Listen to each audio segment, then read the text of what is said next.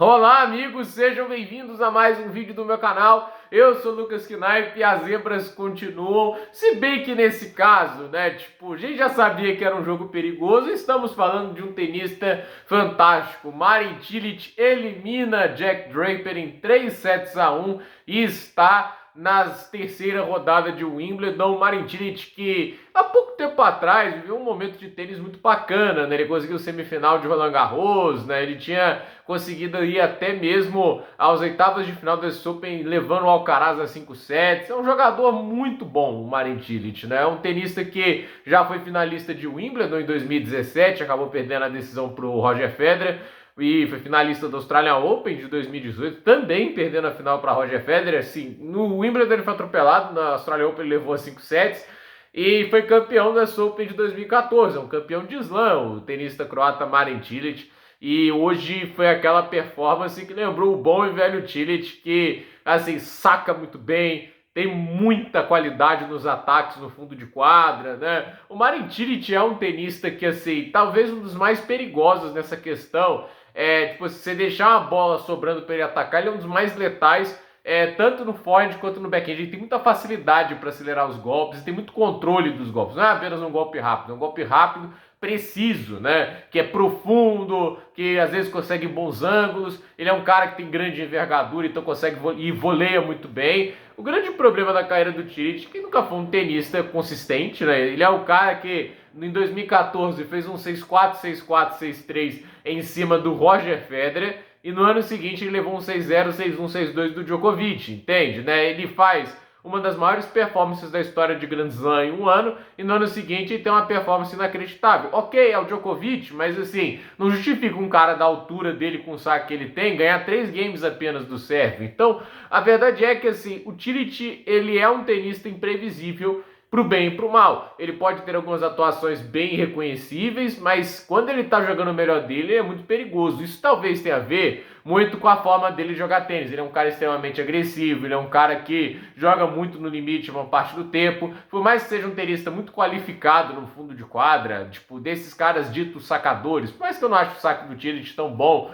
e letal quanto era de um Isner da vida, né? Ele e o Kevin Anderson se destacaram por ser jogadores que eram melhores no fundo de quadro. O Cilic melhor que o Anderson, né? Eu acho o Anderson até sacando melhor do que o Cilic, mas o Cilic é um cara que num grande dia poderia incomodar qualquer nome no fundo de quadro. Ele já fez isso contra o Federer, ele já fez isso até contra o Nadal, se não me falha a memória. Então assim, ele é perigosíssimo, não dá para subestimar o Cilic, e hoje ele estava num dia muito bom. E ele conseguiu incomodar o Draper, mas aí temos que falar também do tenista britânico. Eu falei muitas vezes dessa questão, né? Tipo assim, hoje a gente tá tendo uma nova leva de tenistas, né? Tipo, a maior parte delas é muito tenista que tenta se impor, que bate muito firme na bola. O João Fonseca é um desses caras. Alcaraz, Sinner também é. Cada um a sua maneira. O Alcaraz varia mais, ele não é um cara só de pancadaria, ele tem curtas, né? Ele tem mais variedade no jogo. Já o Sinner é um cara que bate reto e tá tentando jogar numa velocidade muito alucinante o tempo todo.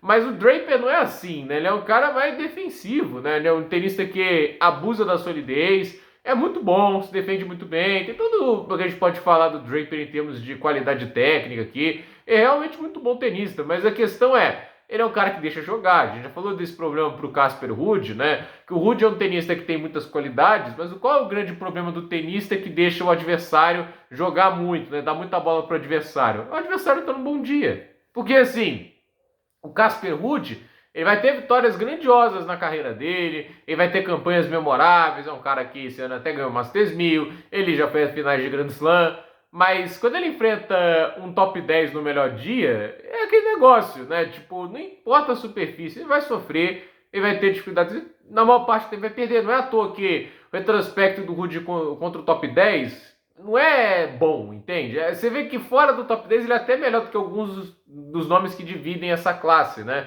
E o Draper, eu acho assim, ele tem mais variedade que o Ruud, eu acho que ele tem até mais tempo para aprender a ser um pouco mais letal nos ataques dele, mas a verdade é que assim, ele deixa um cara como o Cilic jogar, entende? Ele é um cara que assim, não vai tirar do Cilic a ofensividade do jogo dele, né? Ele vai jogar uma bola para tentar complicar a vida do Cilic, né? Tipo, tentando manter profundidade. Qualquer bola dele que saia um pouco mais curta, e é um cara que gosta de jogar com bastante giro, né? Um cara que joga uma bola um pouquinho mais curta, e com giro a bola sobe mais. Um cara com a capacidade de aceleração do Tillich, assim, é um negócio perigoso, né? Tipo, se o cara tá num bom dia, ele vai distribuir o winner atrás do winner. E foi o que aconteceu, o Draper não se impôs.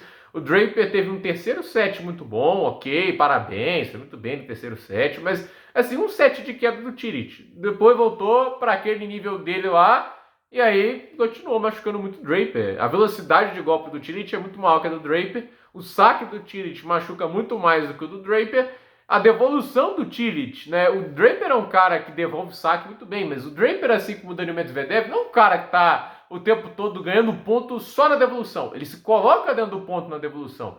O Tillich, quando vai devolver, é para meter porrada, entende? Né? Às vezes vai errar, mas quando a bola entra em quadra, ele ganha o ponto quase a partir da devolução. Então, assim, o mal do tenista defensivo, do tenista sólido, é quando ele vai enfrentar um tenista objetivo no grande dia, né? Porque você passar a bola para outro lado, legal, você vai fazer ele bater uma a mais, mas se ele estiver batendo bem essa bola a mais, o que você vai fazer? Entende? Aí é uma partida que eu falo, o Draper tem que sair mais da zona de conforto.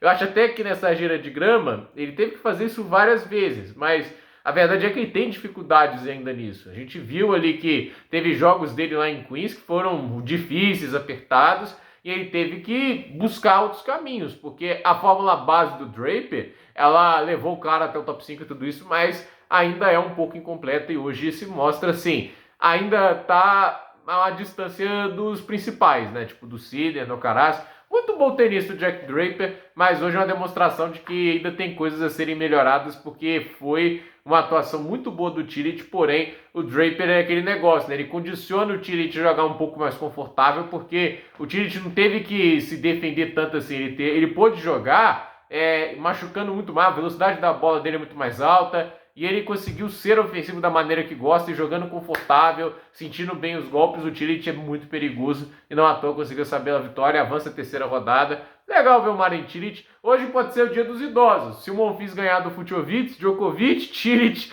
e o Monfils avançando a próxima fase, a turma dos 35 para cima, né? O Monfils já tem 38, o Djokovic também. Se não me engano, o Marin Cilic tem 37. Então, é legal e é um tenista subestimadíssimo, né? O Alenzão até falou, né, que assim, ele tá ali na prateleira do Del Potro, né? E se a gente para pensar, ele tem mais finais de slam que o próprio Juan Martín Del Potro, né?